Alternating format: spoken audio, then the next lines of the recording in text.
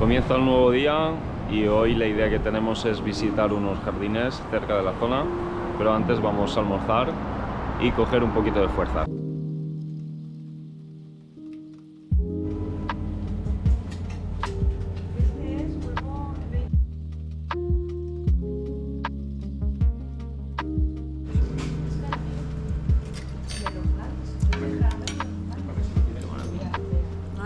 Nada tiene que ver las calles de anoche con todo el bullicio a las calles de esta mañana, de un domingo por la mañana totalmente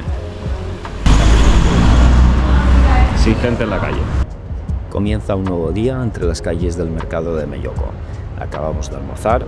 Donde antes hubo ruido y empujones, ahora solo queda un vacío inesperado, casi un desierto.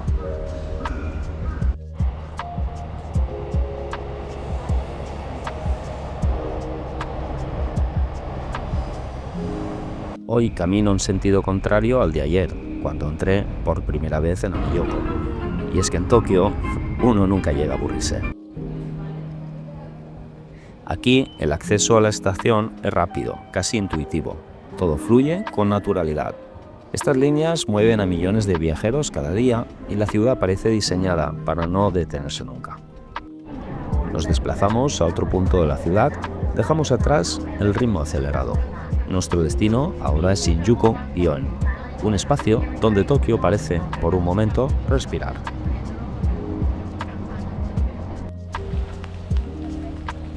Vamos a explorar los jardines del parque de Shinjuku y conocer varios elementos como las casas de té, vegetación, árboles de la zona.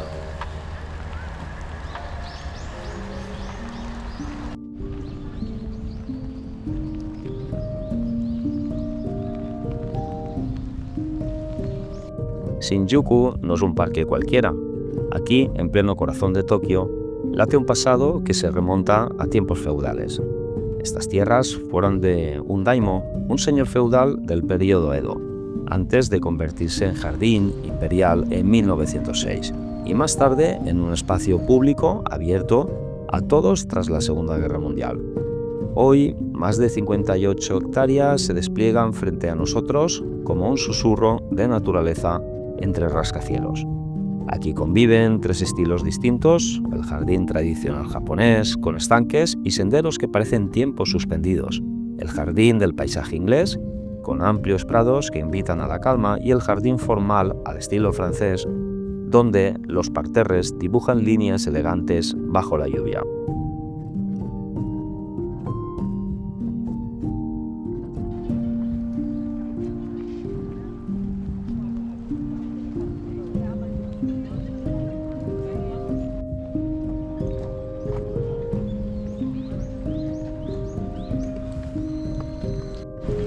Vamos a acercarnos a esta zona de aquí, donde tenemos varias casas de té y el pabellón de Taiwán.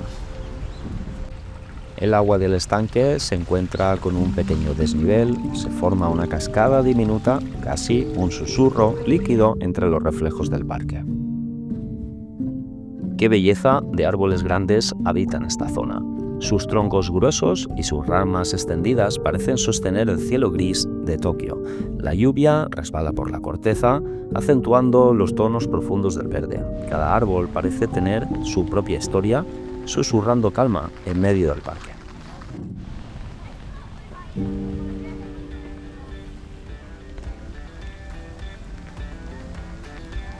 Llegamos al pabellón de Taiwán, escondido entre los senderos y los estanques de Shinjuku. Construido en los años 20, fue un regalo de la comunidad japonesa en Taiwán y refleja la arquitectura tradicional del sur de China y Taiwán, con techos curvos y detalles de madera que parecen contar historias. Su presencia aquí, en medio de los cerezos y los helechos, crea un contraste armonioso, un pequeño refugio de calma que se integra con el parque.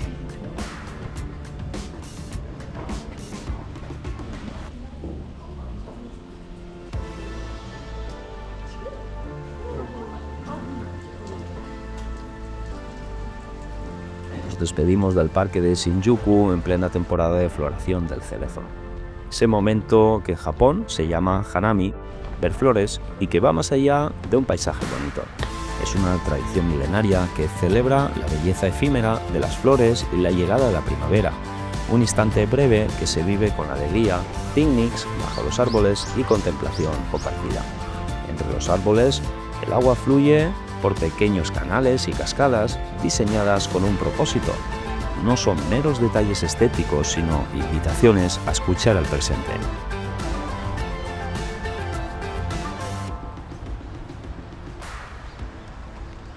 Hoy nos ha salido un domingo lluvioso, pero bueno, vamos a aprovecharlo y vamos a ir al santuario Meiji y al Yoyogi Park. Vamos a ver qué nos encontramos por ahí.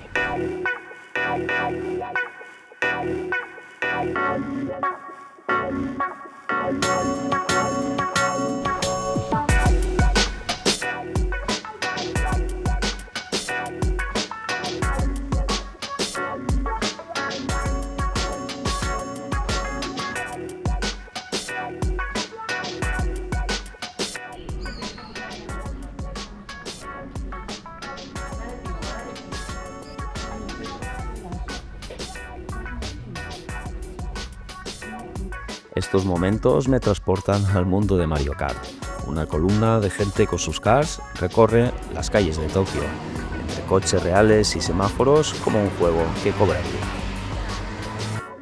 Estamos ahora en la calle de Takeshita, en el corazón de Harajuku, uno de los barrios más conocidos de Tokio. Esta corta pero vibrante calle peatonal nace junto a la estación de Harajuku y está repleta de tiendas de moda, dulces coloridos y tendencias que marcan el ritmo juvenil de la ciudad. Accedemos a una tienda llena de máquinas expendedoras de todo tipo de figuras. Insertas una moneda y casi como por arte de magia sale una bolita con una figura dentro. Nosotros elegimos uno de mis dibujos de manga favoritos, Dragon Ball. Cada bola cuesta 400 yenes, pero la emoción de descubrir qué hay dentro que hace que valga la pena. Mientras esperamos, escuchamos el tintineo de las cápsulas cayendo, el murmullo de la tienda y la sensación de estar en un rincón muy auténtico de Tokio.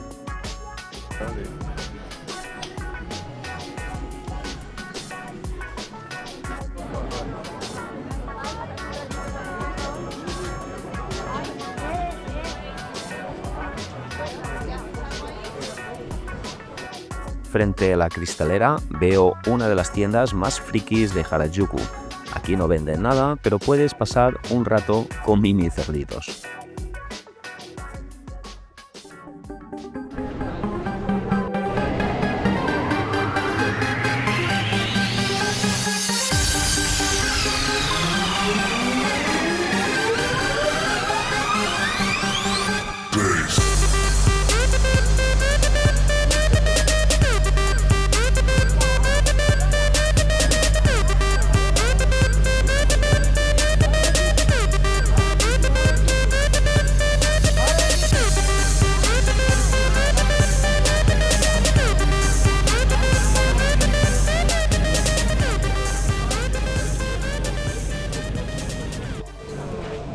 Estamos frente al primer torii que marca la entrada al santuario Meiji, uno de los más famosos de Tokio. Construido en 1920, honra al emperador Meiji y la emperatriz Soke. Ya hemos pasado el torii, como habéis visto, del santuario Meiji. Y nada, vamos a acercarnos a ver si hay cosillas interesantes. Vamos andando y nos encontramos farolillos de madera a cada lado del camino, marcando el paso hacia el santuario. Al acercarnos vemos filas de barriles de sake expuestos al aire libre, muchos donados por cervecerías japonesas como ofrenda. El sake ha sido importante en Japón desde hace siglos, la época feudal y antes, como bebida asociada a rituales, celebraciones y ofrendas a los dioses, y todavía hoy tiene un papel fuerte en festivales y ceremonias tradicionales.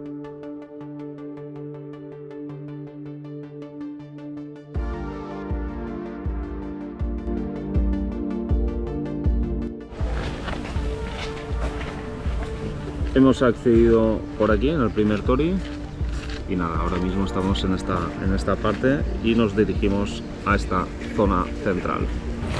El santuario Meiji, dedicado al emperador Mutsuhito, se completó en 1921. Fue destruido en la Segunda Guerra Mundial y reconstruido en 1958. Destaca su onden de madera de ciprés japonés y el gran tori, el mayor de Japón, construido con ciprés de 1500 años.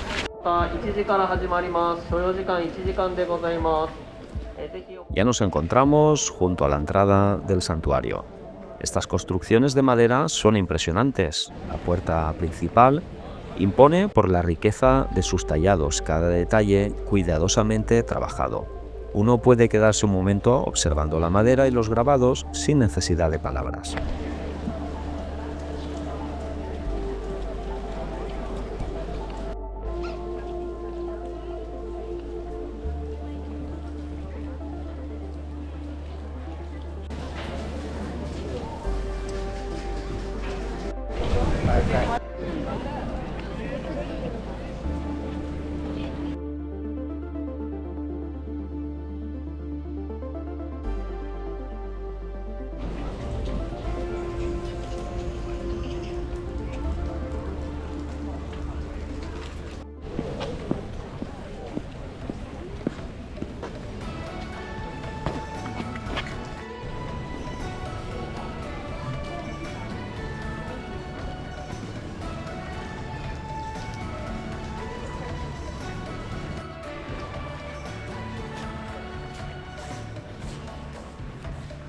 Aquí vemos a un trabajador barriendo la gravilla en uno de los recintos cerrados. Cada movimiento busca dejarla totalmente lisa.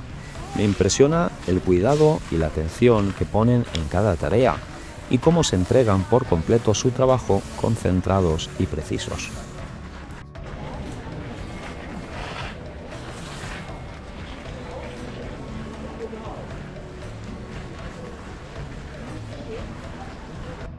Salimos del complejo del santuario. Ha sido una experiencia que vale mucho la pena, recomendable para cualquier que visite Tokio. Cada detalle, cada espacio trabajado deja una impresión duradera. Laura está buscando un lugar donde podamos quedarnos a comer.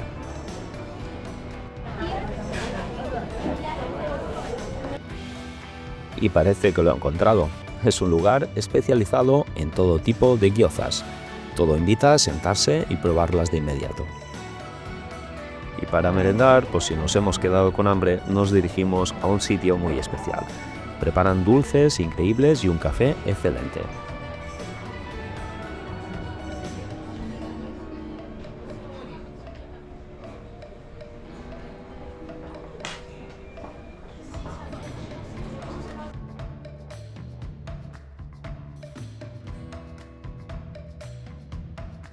Tenía tantas ganas de tomarme un buen espresso como los que a mí me gustan, intenso y lleno de sabor.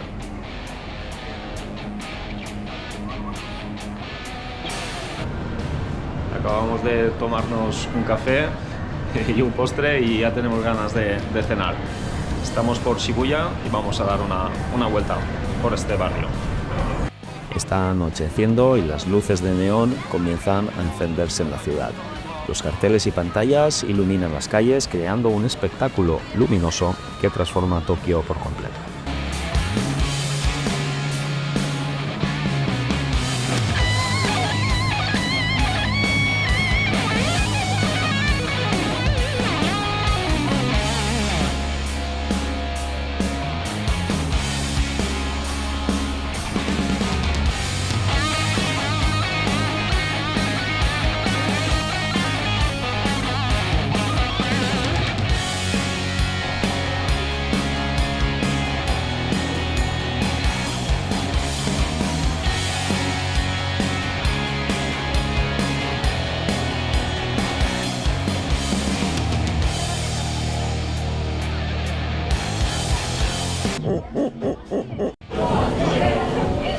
¡Qué locura!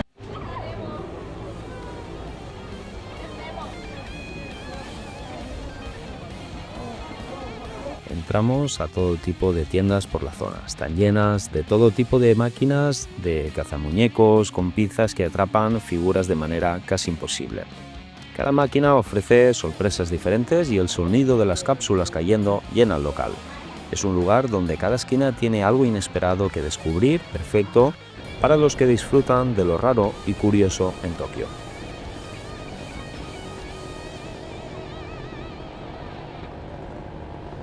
Y es que de noche Tokio es impresionante. La ciudad no para, la gente se mueve, los vehículos circulan, los ruidos se mezclan con las luces de neón. Cada calle tiene su propio ritmo y color. Caminar por aquí es una experiencia única, llena de energía y vida, totalmente diferente a cualquier otro momento del día.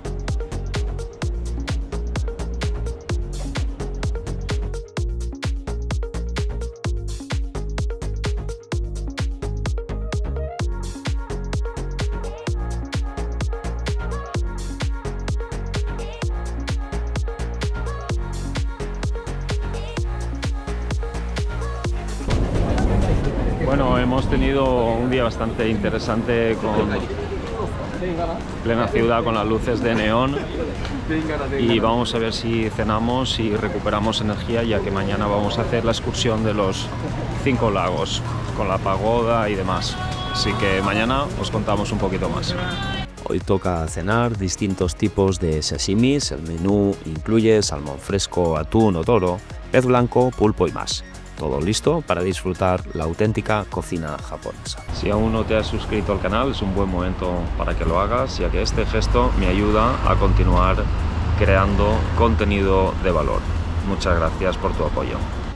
Y es que, como alguno de vosotros ya conoceréis, una de mis grandes pasiones cuando estoy en Japón es comprar postres después de la cena. Me encantan, especialmente los bizcochos esponjosos japoneses, son mi auténtica debilidad. No puedo resistirme a probarlos cada vez que tengo la oportunidad. Mañana nos vamos a levantar temprano, así que vamos a coger sándwich y un poco de dulces, que tenemos el viaje de los 5 lagos.